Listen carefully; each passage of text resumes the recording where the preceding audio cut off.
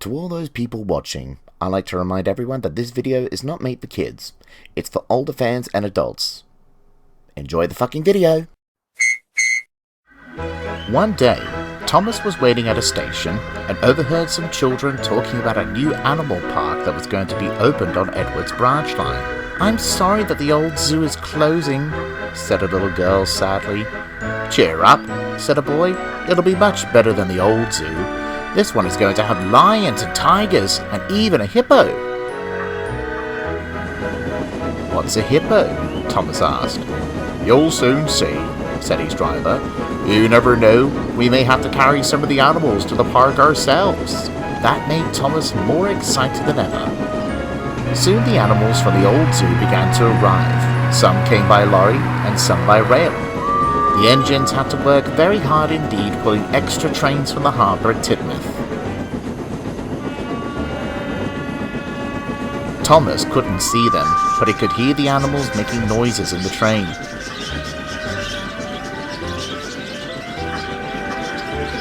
"I hope we carry an animal soon."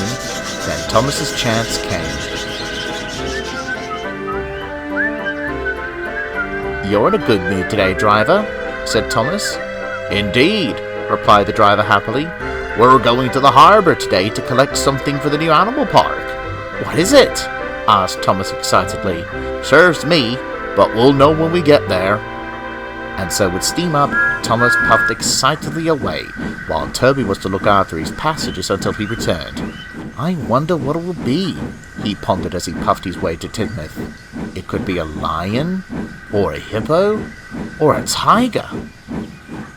Thomas arrived at the harbour and saw the crane lifting a big crate off from a ship. "What is it? What is it?" he asked excitedly. Then Thomas could hear a low growling noise followed by growls that were a bit high-pitched. "That, Thomas," replied a workman, "is a tiger and her cubs. They come from a zoo somewhere in Asia." The crate was loaded onto the flat wagon, and when all was said and done, Thomas puffed away. He was proud to carry such a noble and beautiful animal.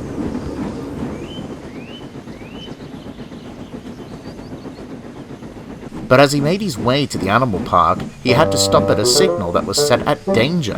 "Bother," huffed Thomas. "Why do we have to stop? I have an important delivery to make."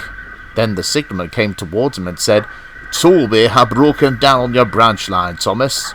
You have to go back and help and take over his passengers." "But what about the tiger and her cubs? I can't leave them."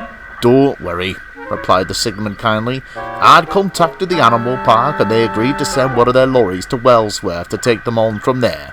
Thomas sighed but agreed, and he puffed away. By the time he came to Wellsworth, the lorry was already waiting.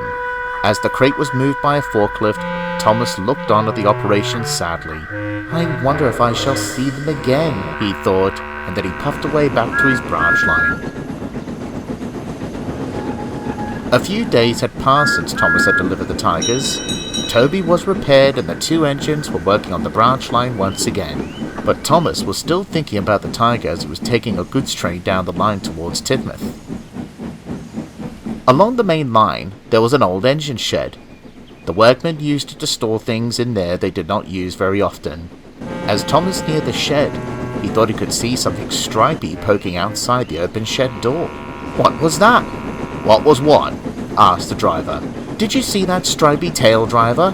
It was poking outside the shed door." "I don't see anything, Thomas."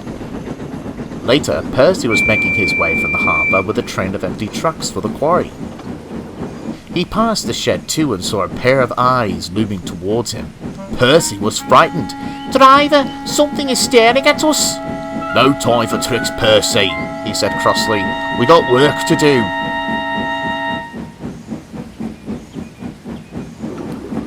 Later that night he told Thomas about it. "I can't understand it," he told him. "It was as if someone or something was watching me." "I saw something in that old shed too," replied Thomas. "It had stripes on its tail." The next day, Thomas arrived in Tidmouth with the Farquhar flyer. His driver got down from the cab and went to the newsstand to collect the day's paper. He was surprised when on the front of the Sodor Times was a picture of a tiger with a headline saying, "Caution, tiger and cubs missing." "It says here that a tiger and her cubs went missing yesterday from the new wildlife park. I think they're the ones that we took until Wellsworth," said the driver. Thomas saw the picture on the front page and smiled. "I know where exactly it is," he said. There was some time before his return journey, so he and his crew puffed up towards the old shed. They stopped outside it carefully. "Look in the old engine shed." So his crew strode up to the shed quietly and gasped. Thomas was right. There in the shed was the tiger and her 2 cubs. "That was very smart of you to find them, Thomas. We better call the fat controller. It's not safe for them to stay in the shed." They telephoned Sir Stephen and told him all about it. "I'll telephone the keeper straight away." The park keeper and his staff arrived and led the tiger and her cubs into the lorry. The keeper was very pleased to know that they were safe. "Well done, Thomas, for finding our tigers. It's lucky that you did, since they are an endangered species." "Endangered? What does that mean?" asked Thomas. "It means they're at a risk of extinction. They can't survive in the wild because they might get killed. A lot like steam engines on the mainland." Sir Stephen was proud of Thomas. He then spoke to him and said, "As a reward for being a really useful engine, I want you to take me and some guests to the grand opening of the new wildlife park." "Thank you, sir," whistled Thomas happily. The tigers were a very popular attraction towards the visitors ever since the grand opening. Thomas often thinks about them, and as a special thank you for finding them, the keeper had named one of the cubs Thomas. Thomas was very pleased with the honour and thought he should change his paint to match the tigers.